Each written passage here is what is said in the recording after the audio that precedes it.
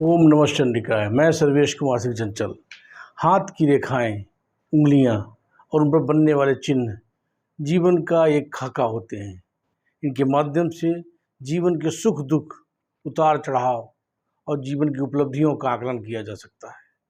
जीवन का एक विशेष पड़ाव जिसको टीनेज कहते हैं, जहाँ से एक नए जीवन की शुरुआत होती है। और इस जीवन की शुरुआत में सबसे जो महत्वपूर्ण फैसला होता है वो विवाह का फैसला होता है। ऐसी मैरिज जहाँ पर हम अपने विचारों को, एक दूसरे के विचारों को समझ सकते हैं, ऐसे जीवन साथी को अगर मिल जाए तो जीवन सुखद और लंबे समय तक अच्छे तरीके से चलने वाला होता है।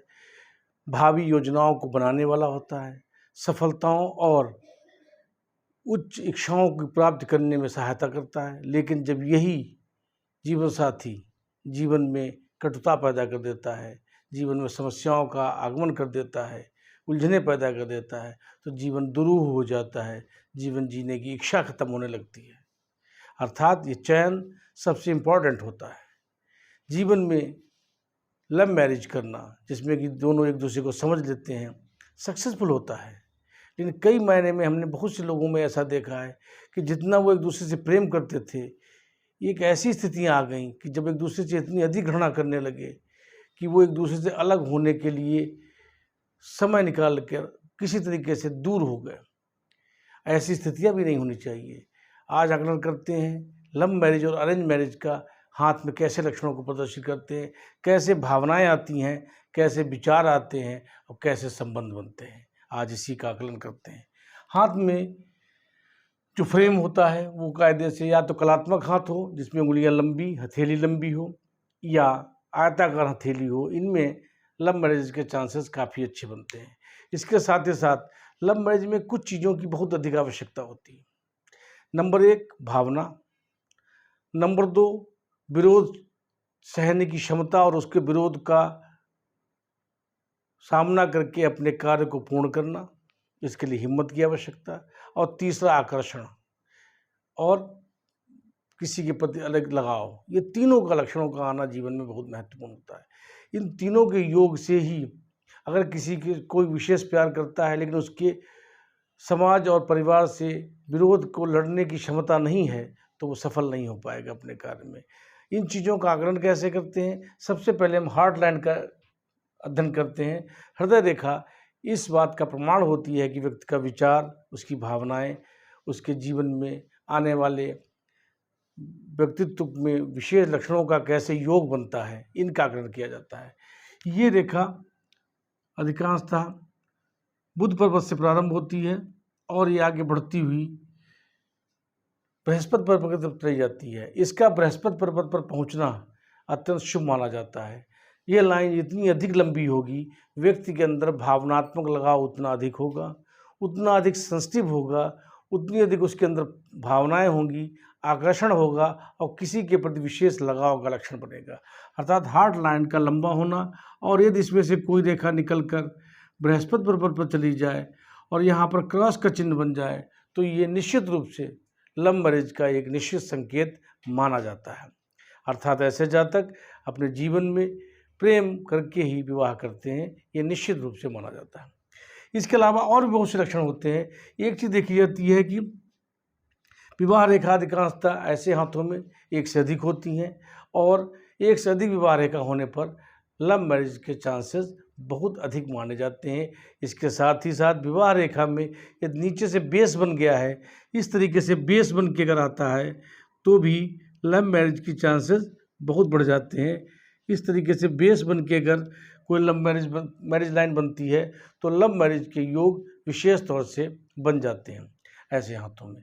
इसके अलावा शुक्र का उच्च होना भी अत्यंत महत्वपूर्ण होता है। शुक्र आकर्षण और सेक्स का प्रतीक माना जाता है। इसके उच्च होने से व्यक्ति के अंदर भावनाएं और किसी के प्रति विशेष लगाव का लक्षण बनता है। ये लक्षण निश्चित रूप से ये स्पष्ट करता है कि व्यक्ति के अंदर कोई विशेष लगाव पैदा हुआ है और वो उससे आकर्षित होकर उसको अपना जीवन साथी बनाना चाहता है। इसके बाद हमने बताया था कि समाज का विरोध और परिवार का विरोध भी सहना पड़ता है। इसके लिए क्या होना चाहिए? इसके लिए जो मुख्य चीज़ होती है, वो जो अनामिका उंगली है, ये जिन हाथों में हमने इसकी लंबाई थोड़ी सी ज़्यादा देखी है, तो ये इस बात को प्रदर्शित करती है कि व्यक्ति के अंदर साहस की अधिकता है और वो आने वाले जीवन में विरोध का सामना करना और अपने निर्णय पर अडिग रहने की क्षमता रखता है। साथ ही मस्तिष्क रेखा का एक हिस्सा मंगल की तरफ चला जाए और दूसरा हिस्सा बढ़ता हुआ चंद्र पर्वत की तरफ चला जाए। चंद्र को भी कल्पनाओं का स्रोत माना जाता है, योजनाओं का स्रोत माना जाता है। अर्थात चंद्र पर्वत कल्पनाशीलता के माध्यम से व्यक्ति के जीवन में ऐसे योग बनाती है, किसी व्यक्ति के अंदर इतना लगाव पैदा कर देती है जिससे कि वो उसको बहुत अधिक चाहने लगता है और वो कल्पना, वो योजना उसके जीवन में साकार होने लगती है। इसके साथ ही साथ चंद्र पर्वत का विशेष अध्ययन करना चाहिए, जो कि नीचे की तरफ होता है और ये बहुत अधिक फैला हुआ नहीं होना चाहिए। अगर ये बहुत विस्तृत हो जाता है, इस तरीके से अगर फैल के लंबा हो गया है, विस्तृत हो गया है, तो ये हानिकारक हो जाता है। ऐसे जातक अपनी कल्पनाओं में जीते हैं, वो किसी भी कार्य को पूर्ण करने का साहस नहीं कर पाते। अर्थात कल्पना की अधिकता और कार्य करने की क्षमता में कमी मानी जाती है।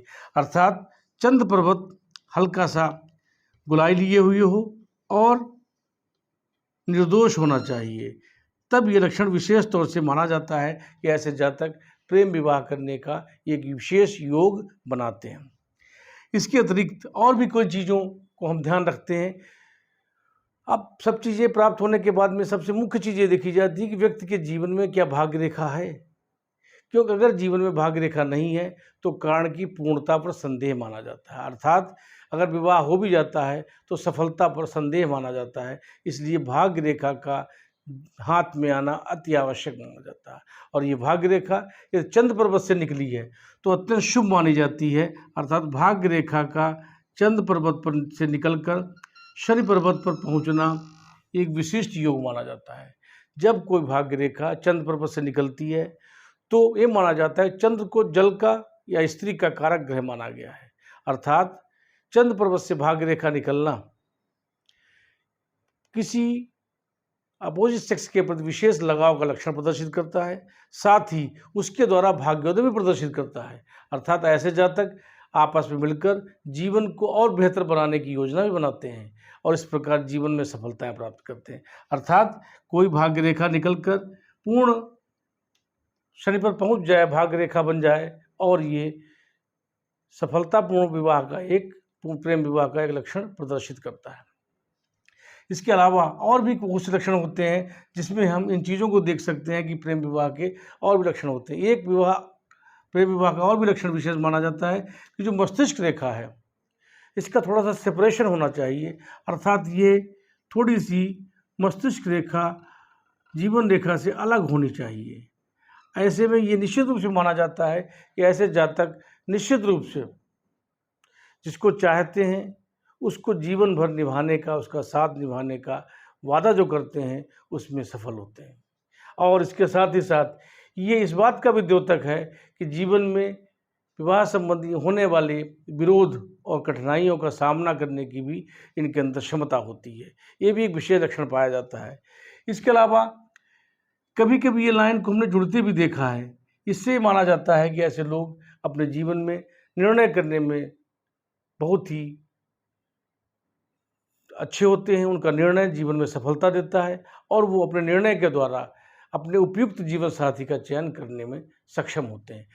कभी कभी मंगल रेखा की स्थितियों में, मंगल की स्थितियों में अर्थात जब भी हमने छोटी उंगली को, कनिष्ठिका उंगली को थोड़ी सी कम लंबाई की देखा है, तब भी हमने ऐसे में देखा है कि प्रेम विवाह की संभावनाएं बहुत अधिक बढ़ी हैं। जब ये उंगली थोड़ी सी छोटी हो जाए, शॉर्ट हो जाए और ये नीचे की तरफ इसका पर्व बढ़ जाए और ये हिस्सा बुध की जो हिस्सा होता है हल्का सा उभार ले ले, मंगल से जुड़ा हुआ हिस्सा थोड़ा सा उभार ले ले, तो भी ये निश्चित रूप से लव मैरिज का एक संकेत माना जाता है। ऐसे जातक अपने जीवन में जो निर्णय लेते हैं वो साहसपूर्ण निर्णय लेते हैं और उस पर अडिग रहने की क्षमता रखते हैं, इसलिए उनका जीवन, उनका प्रेम विवाह सफल होता है और वो अपने निर्णय पर निश्चित रूप से दृढ़ रहते हैं और किसी भी प्रकार के विरोध का सामना करने में शक्ति रखते हैं।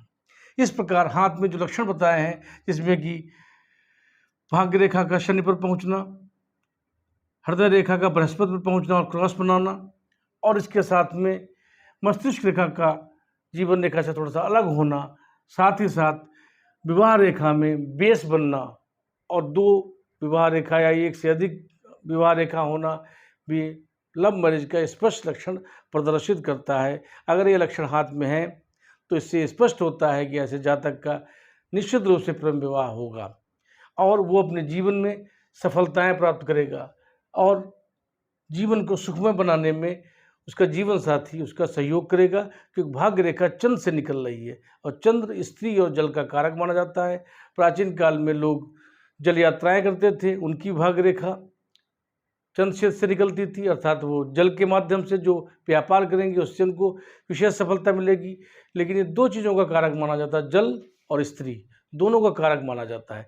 इसलिए ऐसे जातक जिनके हाथ में चंद्र उच्च चुका हो और चंद्र से भाग्य रेखा निकले तो उनके जीवन में लव मैरिज के चांसेस होते हैं और अपने जीवन साथी के द्वारा उनके जीवन में सफलताएं और खुशियों के आगमन की संभावनाएं स्पष्ट बनती है। अब बात आती है अरेंज मैरिज की। अरेंज मैरिज में एक संभावनाएं और भी कई बनती हैं। किस तरीके से हम ये देखें कि हाथ में अरेंज मैरिज होती है कि नहीं, इसके लिए हमें हार्ड लाइन को भी चेक करना पड़ेगा। हार्ड लाइन थोड़ी सी शॉर्ट होती है, अर्थात शनि के नीचे ख़त्म हो, और इससे ये मालूम होता है कि व्यक्ति के अंदर भावनाएं तो हैं लेकिन उसके अंदर आदर्शवाद है, या जो हार्ड लाइन है वो बढ़ती हुई बहुत आगे निकल जाए, बृहस्पति के पार कर जाए, तो भी ये माना जाता है कि ऐसे लोग आदर्शवादी होते हैं और जीवन में मानवीय मूल्यों को, सामाजिक मूल्यों को अधिक महत्व देते हैं अपने जीवन के मूल्यों में, जिसमें कि खुशियां हैं उनको कम। यानी ऐसे लोग आदर्शवादी होते हैं, वो किसी भी सूरत में ऐसे निर्णय नहीं लेते जिससे समाज में उनकी प्रतिष्ठा पर आँच आए। इसके अलावा और भी देखते हैं कि भाग्य रेखा का उदय मणिबंध से हो या नीचे से होता हुआ चला आए ऊपर को, तो ये माना जाता है कि ऐसे लोग भी थोड़ा सा रूढ़िवादी विचारधाराओं के होते हैं। वो लव मैरिज जैसे नवीन विचारों पर विश्वास नहीं करते और वो प्राचीन परंपराओं के पोषक माने जाते हैं। इसलिए वो इस प्रकार की रेखा जिसके हाथ में होती है वो निश्चित रूप से अरेंज मैरिज की संभावनाओं को प्रदर्शित करती है। हाथ में एक विवाह रेखा होती है अधिकांशतः और वो स्पष्ट हो तो ये भी एक तरीके से अरेंज मैरिज का ही संकेत प्रदर्शित करती है। इसके अलावा एक संकेत और भी आता है जो प्रदर्शित करता है कि व्यक्ति की अरेंज मैरिज होगी, अर्थात मस्तिष्क रेखा का उद्गम जीवन रेखा के नीचे से हो, काफ़ी हटके हो और काफ़ी दूर तक जीवन रेखा और मस्तिष्क रेखा लिपटी हुई चली आए, उसके बाद वो सेपरेशन हो। तो ये स्पष्ट प्रदर्शित करता है कि ऐसे लोग अपने परंपराओं को, अपने परिवार को, अपने जीवन में जो सामाजिक स्तर है उस पर बहुत ध्यान देते हैं, अपने व्यक्तिगत जीवन की शैली पर ध्यान नहीं देते और वो अरेंज मैरिज पर ही विश्वास करते हैं। इस प्रकार और इसके साथ ही साथ उंगलियों का सटा होना, गैप कम होना, ये भी इस बात का संकेत है कि निश्चित रूप से ऐसे जातकों का अरेंज मैरिज की संभावनाएं बनती हैं। तो आप हाथ में इस प्रकार के लक्षणों को देख लें कि हाथ में अरेंज मैरिज के लक्षण बन रहे हैं या लव मैरिज के, तो उससे आप अपना जानकारी प्राप्त कर सकते हैं। एक संकेत और भी आता है लव मैरिज का कि जब सूर्य रेखा के नीचे बेस बनकर एक लाइन जाए, सूर्य रेखा के नीचे जब कोई बेस लाइन जाती है इस तरीके से, तो भी ये लव मैरिज का संकेत करती है और इस तरीके से जीवन में प्रेम विवाह की संभावना इसलिए प्रदर्शित हो जाती हैं कि ऐसे जातक के जीवन में सम्मान प्रतिष्ठा पत्नी के माध्यम से मिलने की संभावना, यानी विवाह के पश्चात भाग्योदय भी माना जाता है इसको है, और ये जीवन में सुख समृद्धि और सफलता का एक कारक माना जाता है। आज के वीडियो में इतना ही। आपको कोई विशेष संपर्क या जानकारी करनी है तो आप नीचे लिखे हुए व्हाट्सएप नंबर से संपर्क कर सकते हैं। आज का वीडियो आपको पसंद आया हो तो लाइक करिए, सब्सक्राइब करिए, अपने फ्रेंड्स और फैमिली के साथ शेयर करिए। थैंक्स।